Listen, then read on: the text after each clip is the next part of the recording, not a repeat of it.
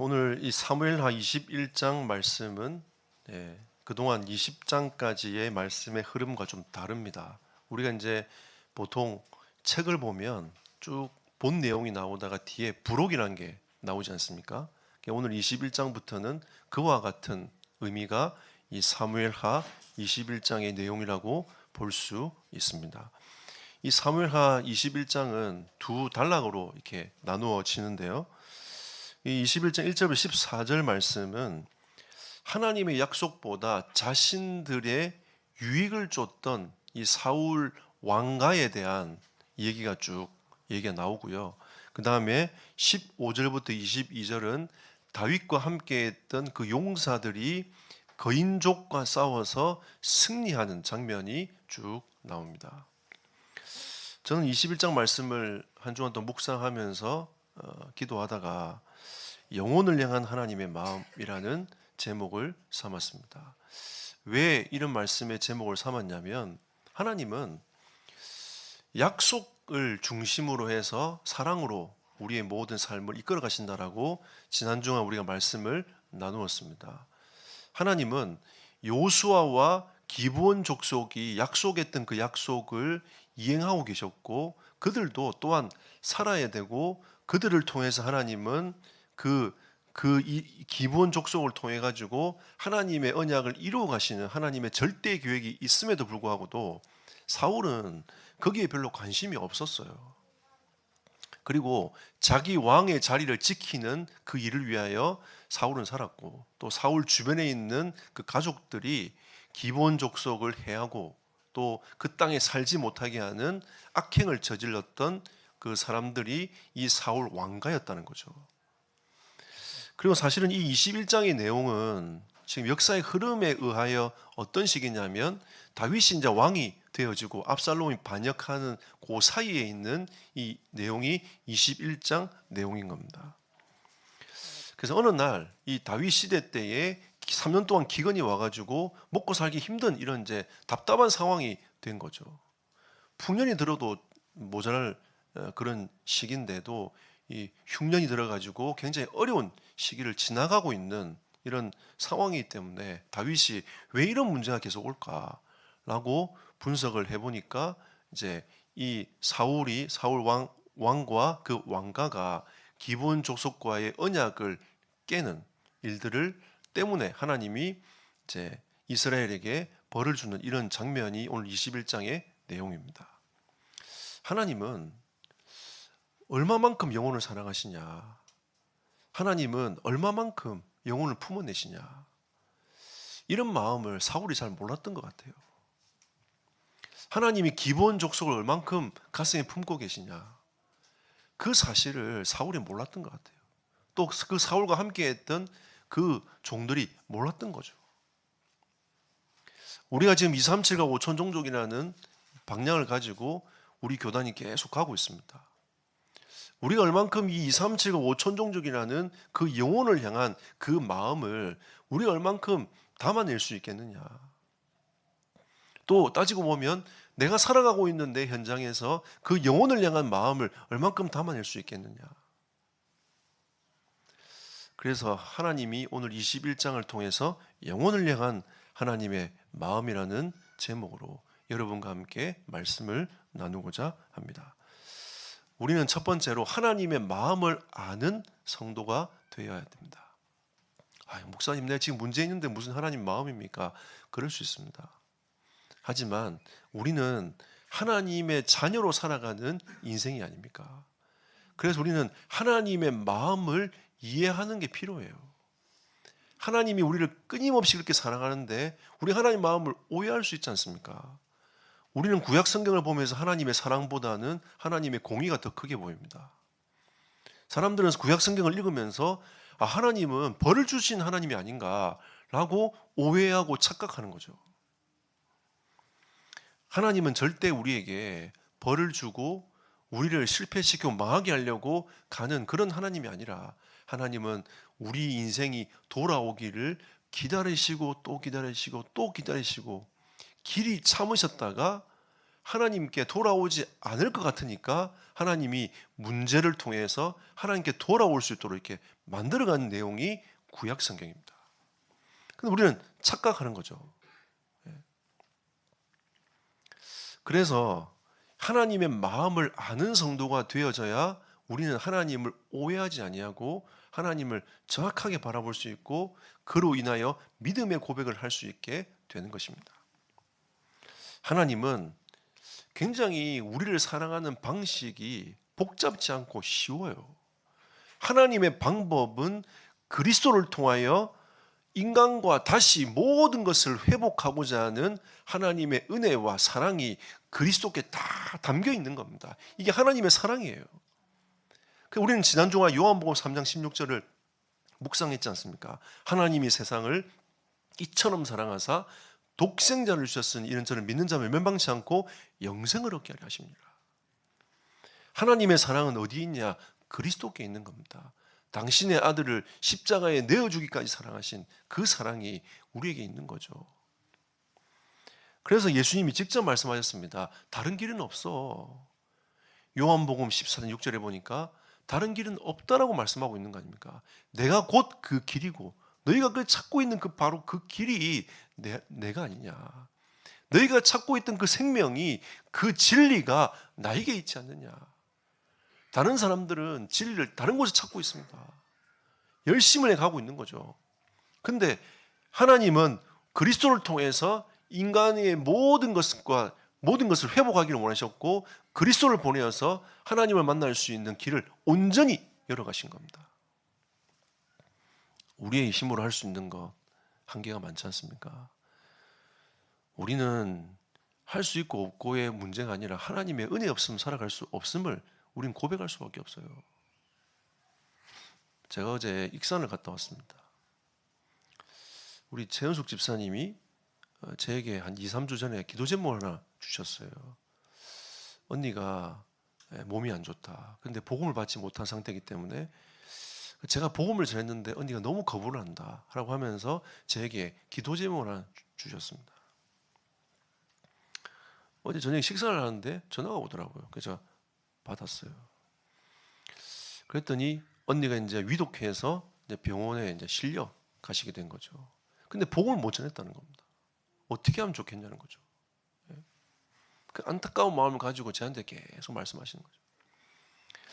식사를 마치고 집으로 돌아가는데 또 전화가 온 겁니다. 진짜 이 복음을 전하고 싶은데 너무 울음이 나와서 복음을 못 전하겠다는 거죠. 제가 집에 가서 옷을 갈아입고 바로 내려갔습니다. 다른 길이 없지 않습니까? 다른 길이 있으면은 우리가 복음을 전할 이유가 없어요. 다른 길을 찾으면 돼. 이 방법 저 방법이 있으면 다른 방법을 찾으면 됩니다. 근데 예수 그리스도 말고는 길이 없지 않습니까? 생명 얻을 길이 없고 하나님 만날 길이 없고 우리 인생이 회복될 길이 없는 겁니다. 그래도 그 병원은 지방병원이라 한 명씩 면회를 시켜주더라고요. 그래서 제가 처음 보는 분인데 보호자 명찰을 걸고 들어갔어요. 복음을 전할 수 없는 상황이더라고요. 근데 제가 귀에 대고 복음을 쭉 설명했습니다. 다른 길이 없지 않습니까? 그분이 따라할 수 없는 상황이었어요. 제가 고백을 계속했습니다. 그리고 나와서 집사님과 포럼을 했어요. 구원은 하나님의 손에 있지 않느냐. 우리의 능력과 힘으로 열심으로 할 수 없는 일입니다. 그래서 그분이 정신이 돌아올 수 있으니까 그때에 우리가 계속 돌아온 그 타이밍을 우리가 모르니까 계속 복음을 얘기하자. 어젯밤에 제가 미션을 드리고 왔습니다. 새벽에 계속 소통을 했어요. 소통하고 아침에도 소통하고 12시 전에 이 영혼, 이 육신은 죽을 거다. 병원에서 얘기했는데 아침 7시 30분까지 하나님이 그 생명을 유지시켜 주셨습니다. 몰라요. 하나님의 그 구원의 계획이 어떻게 이루어질지 모르겠습니다. 근데 우리가 할 수 있는 것은 뭐냐면 답이 그리스도밖에 없지 않습니까? 예수 그리스도의 복음만이 증거돼야 되고 그 복음만이 그들이 받아들일 때에 우리 구원의 은혜를 입게 되는 거 아닙니까? 저도 모태신앙으로서 어릴 때 교회를 다녔지만 예수가 믿어지지 않아가지고 굉장히 고생을 했습니다. 근데 어느 날 하나님이 저에게 찾아오셔서 예수 그리스도가 믿어지게 하셨단 말이죠. 이걸 보고 우리는 하나님의 은혜라고 얘기하는 거 아닙니까? 다른 길이 없어요. 하나님이 우리에게 사도행전 4장 12절 말씀처럼 다른 길을 주신 적이 없습니다. 다른 이름을 주신 적이 없어요. 예수밖에는 구원의 길이 없다라고 말씀하고 있는 거죠. 이게 하나님의 마음이 아닙니까? 우리 모든 인생에게는 누가 필요합니까? 그리스도가 필요합니다. 여러분, 남편을 쳐다보십시오. 아내를 쳐다보십시오. 자녀를 쳐다보십시오. 진짜 필요한 게 무엇입니까? 정말 돈이 필요합니까? 정말 능력이 필요합니까? 정말 무엇이 필요합니까? 우리 인생을 살아가면서는 진짜 필요한 것이 하나님의 은혜밖에는 더 이상 필요한 게 없어요. 우리의 생명 하나님께 있지 않습니까? 우리가 살고 죽는 거 하나님 손에 있습니다. 우리의 모든 주권이 하나님께 있지 않습니까?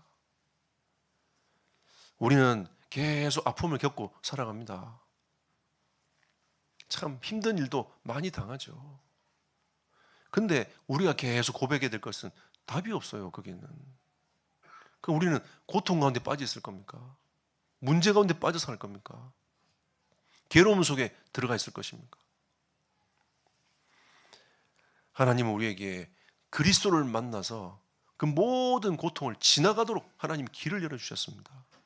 그래서 히브리서 10장에는 그 길은 새로운 살 길이라. 하나님께서 그 길을 쫙 열어주신 거죠. 하나님은 그리스도를 통해서 모든 길을 열어주셨습니다. 여러분과 저에게 이게 깨달아지고 믿어지고 이걸 찾는 은혜가 있기를 예수 이름으로 축복합니다. 그리고 하나님의 마음은 하나님이 약속하신 그 구원의 그 약속을 하나님은 이행을 계속 해 나가시는 겁니다. 하나님은 단 한 번도 약속하신 것을 이루지 않는 것이 없습니다. 지난주 메시지처럼 그 약속을 사랑으로 계속 이행하고 계신 거죠. 메시아에 대한 약속을 하셨고 그 약속을 계속 이행하고 계신 겁니다.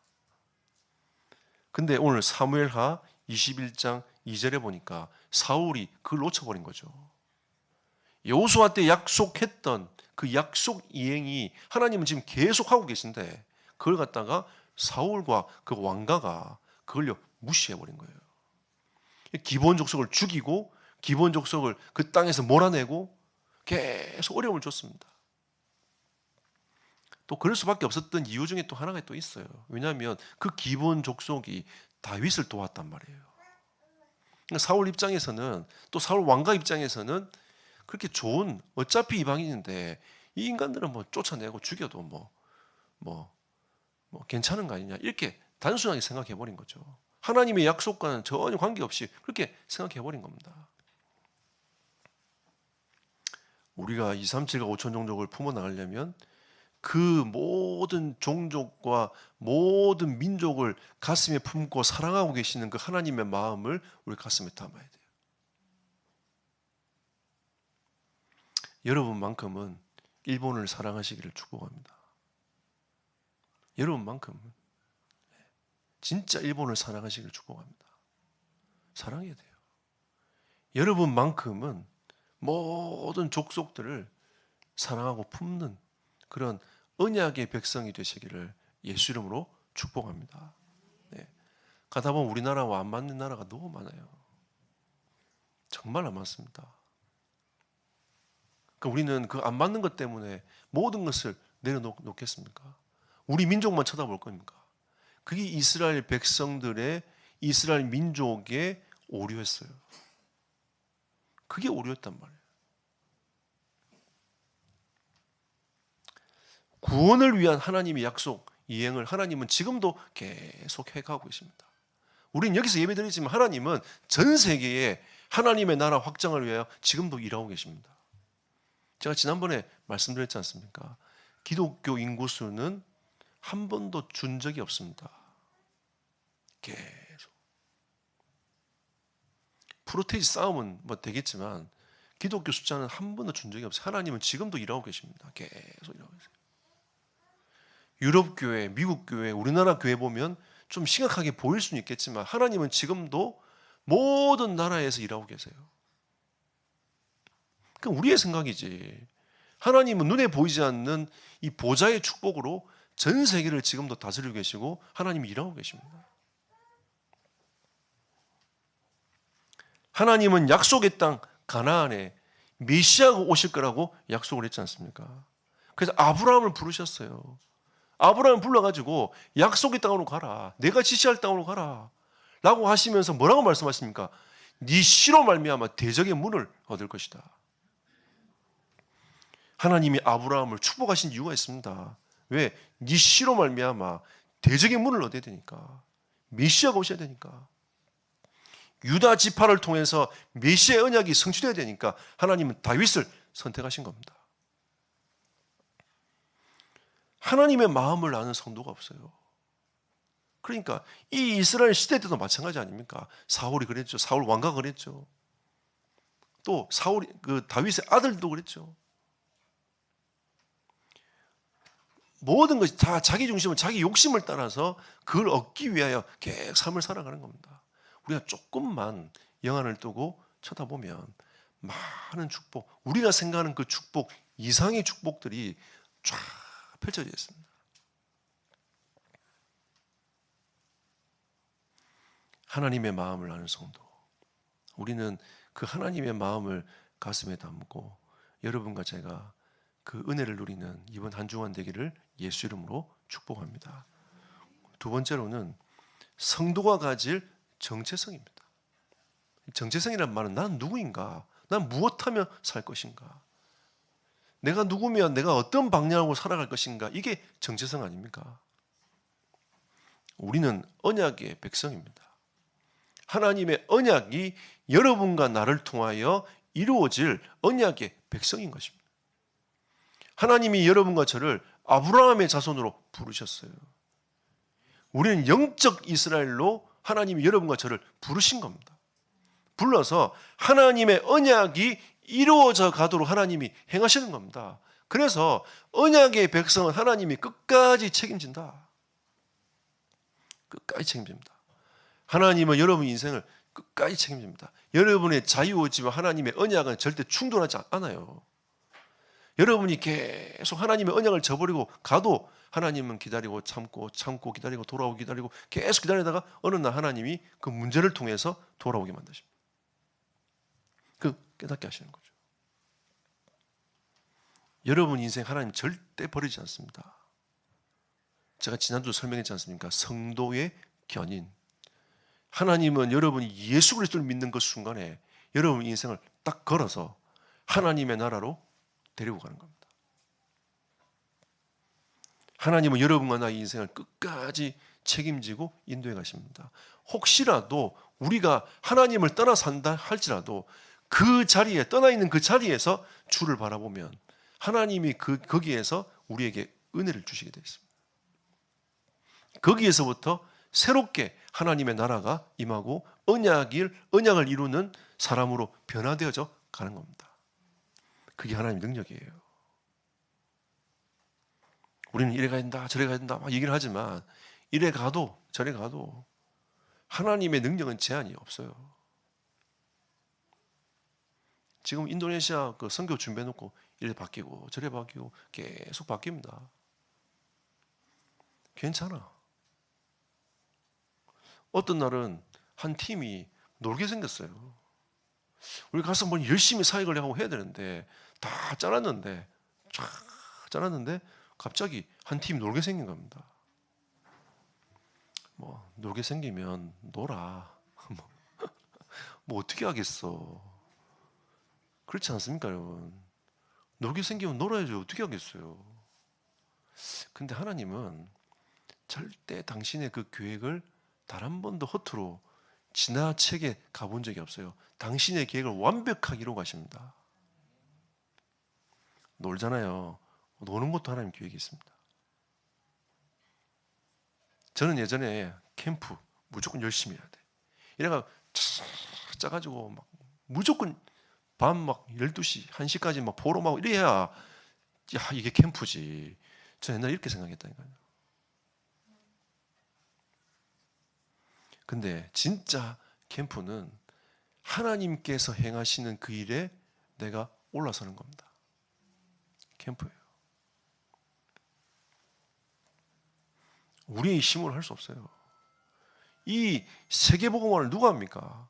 우리의 힘으로 할 수 없단 말이에요. 그래서 하나님께서 우리에게 말씀하신 게 뭐냐? 오직 성령이 너에게 임하시면 너희가 권능 받아서 예루살렘과 온 유대와 사마리아 땅까지 증인될 것이다. 이게 하나님의 메시지 아닙니까? 우리는 언약의 백성입니다. 하나님은 이 언약을 성취해 갈 것인데 예루살렘에만 머물러 있으면 안 돼요. 온 유대를 바라봐야 됩니다. 그래서 초대교회, 그 빌립보 교회, 데살로니가 교회, 교회들이 세워졌지 않습니까? 그 세워진 기점으로 해가지고 그 교회를 중심으로 해서 소도시로 그들이 캠프로 나갔어요. 빌립보 교회는 루디아의 집에서 교회가 세워졌습니다. 루디아의 집 중심으로 해가지고 주변 소도시로 캠프로 나갔어요. 그러면 이 생명의 운동이 계속 일어난 겁니다. 예루살렘과 온 유대와 아무도 가지 않는, 아무도 관심 없는 사마리아와 땅끝까지 이르러 내 증인이 되리라. 하나님이 말씀하신 겁니다. 우리는 언약의 백성이 아닙니까? 당신의 언약을 이루어 가시는 그 일에 우리가 쓰임을 받는 것이고 그 일에 우리가 삶을 살아가는 것입니다. 우리는 하나님의 자녀입니다. 믿습니까? 우리는 하나님의 자녀입니다. 우리는 하나님의 자녀로서 하나님의 것을 상속받을 수 있는 하나님의 자녀가 됐지 않습니까? 아버지를 아빠 아버지라 부를 수 있는 은혜를 우리가 입었지 않습니까? 우리는 이미 하늘의 것이 나에게 상속되도록 준비가 다 끝났어요. 예수님 뭐라고 말씀하십니까? 내가 간다. 너희를 위하여 처소를 예배하러 간다. 하나님은 여러분이 살아가야 될 모든 처소를 다 준비해 놓고 하나님 세팅을 다 끝내놨단 말이에요. 하나님의 자녀. 이 땅에 살 때는 집이 있니 없니? 어디 사니? 몇 평 사니? 맨날 이런 고민하지만 가면 그런 고민할 필요 없어요. 우리는 하나님의 자녀. 하나님께서 우리에게 주신 이 은혜와 축복이 계속 영원히 흐르는 그 하나님의 나라. 우리는 그곳으로 가는 겁니다. 우리는 그 장례를 뭐라고 합니까? 천국 입성하는 날이다. 우리는 천국 입성 예배를 드리는 거 아닙니까? 하나님의 은혜인 거죠. 이 땅에 사는 날 동안에 주님을 사랑하다가 더 사랑하는 하나님의 나라로 우리는 가게 되는 거죠. 그리고 오늘 사무엘하 21장 15절로 22절에 보니까 이미 우리는 어떤 문제가 와도 승리할 수밖에 없다. 세상 문제가 큰 거인들을 만나가지고 어떻게 내가 저 거인과 싸움할 수 있을까라고 하는 우리는 두려움과 많은 걱정들이 있지만 결국 하나님은 그 싸움에서도 승리하게 만든다. 이게 15절부터 22절까지 말씀입니다. 여러분과 저의 싸움은 이미 끝났어요. 완전 승리의 응답을 받아 누린 겁니다. 성도와 간의 정체성은 뭐냐? 이미 싸움은 끝났다. 이 승리를 해놓으신 그 하나님 앞에 내가 딱 서는 것입니다. 결론 맺겠습니다. 그럼 우리가 해야 될 일이 무엇입니까? 우리는 예수 생명운동, 예수 능력운동 속으로 들어가야 됩니다. 우리는 올해 망대를 세우자 했습니다. 이게 예수 생명운동과 관계 있어요. 그냥 망대 말고 예수 생명운동하는 망대, 빛을 비추는 망대. 다윗은 1000망대를 세웠지 않습니까? 우리 교회는 100망대를 세웁시다. 현장에서 100망대를 세워가지고 계속 예배하면서 흐름을 타고 갑시다. 저는 많은 분들이 제게 포럼해 주셨어요. 목사님, 저도 제 사업장에서 예배를 시작했습니다. 목사님, 저는 우리 마을에서, 내 집에서 예배를 시작했습니다. 이런 포럼들이 계속 현재 나오고 있습니다. 망대를 세워야 됩니다. 어떤 망대냐? 예수 생명운동하는 망대. 이 망대가 세워져야 돼요. 마태복음 24장 14절에 이 천국 복음이 땅까지 증거되어야 그제 끝이 온다고 했습니다. 우리 이런 망대를 계속 세워나가는 거죠. 전 세계에 1천만 제자가 일어나는 1천만 명 망대를 세우는 겁니다. 세계복음화 되도록 쫙 가는 거죠. 생명운동을 위한 망대, 그게 사도행전 16장, 17장, 18장 이런 교회들 아닙니까? 데살로니가 교회, 고린도 교회, 빌립보 교회. 하나님은 바울을 통하여 이 망대를 세워서 계속 생명운동하도록 만들어 나갔습니다. 우리는 일단 해야 될 게 뭐냐? 생명운동에 마음이 있어야 됩니다. 여러분 지금 지교회를 두고 계속 기도하지 않습니까? 오늘도 태안지교회 우리 가지 않습니까? 이 태안이 지교회를 시작하면서 영적 싸움이 어마어마하게 치열했습니다. 그러면서 이제 간헐적으로 생명운동, 또 생명운동 일어나다가 요즘에 하나님이 분위기를 싹 바꿔가고 계세요. 그 생명을 얻었던 분들이 교회화 되어져 가고 있습니다. 예. 그리고 생명운동이 그냥 간헐적으로 일어난 이 생명운동을 넘어가지고 이번에는 제법 많은 생명이 돌아왔어요. 하나님이 계속 이 생명운동, 이 교회화 되기 전에 이 생명운동이 계속 씨앗들이 뿌려져야 결국 어느 날 그게 거두게 되는 거 아닙니까? 한 분이 복음을 가만히 이렇게 듣다가 나갔다가 또 듣다가 나갔다가 이런 분이 계셨어요. 하루는 그냥 마실 나오듯이 나온 겁니다. 나왔는데 제가 그 목요일 날 그 태안지교 하는 날인 줄 모르고 오셨다가 목사님 오신다니까 인사나 하고 가야지 하고 앉아 계셨던 거죠. 그날 예배드리다가 이분이 은혜를 받아버렸어요. 그래갖고 저한테 그날 보러 뭐라고 했냐면, 목사님 내가 이제 예수를 제대로 좀 믿어봐야 되겠다면서 이러면서 시작하셨는데 계속 나오시더라고요. 네. 자기 일 있잖아요. 그거 다 제쳐두고 일단 여기 와서 예배드리고 일 보러 가. 우선순위가 싹 바뀌어버렸어요. 제가 그걸 가만히 보면서, 야, 그동안 그렇게 말씀드려야 됩니다. 그래야 삽니다.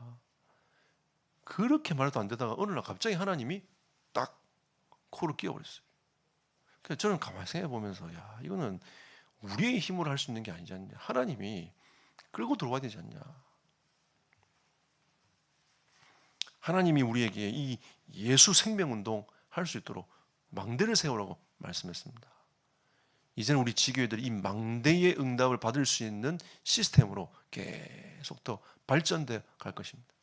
이 응답이 태국도 서울도 우리 여러분이 있는 모든 12군데 현장에 쫙 퍼져가서 이 생명운동하는 망대를 딱 회복하는 거죠. 우리는 예수 능력 운동해야 됩니다. 마태복음 12장 28, 29절에 보니까 강한 자가 있다는 거죠.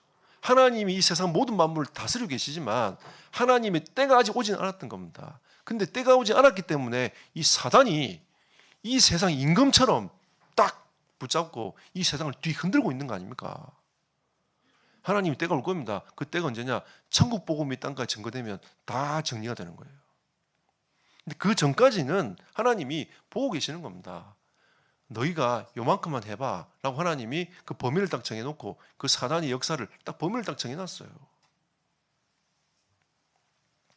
한번 해봐 이러면서 해보도록만 하고 있는 겁니다. 근데 예수님께서 뭐라고 말씀하셨냐?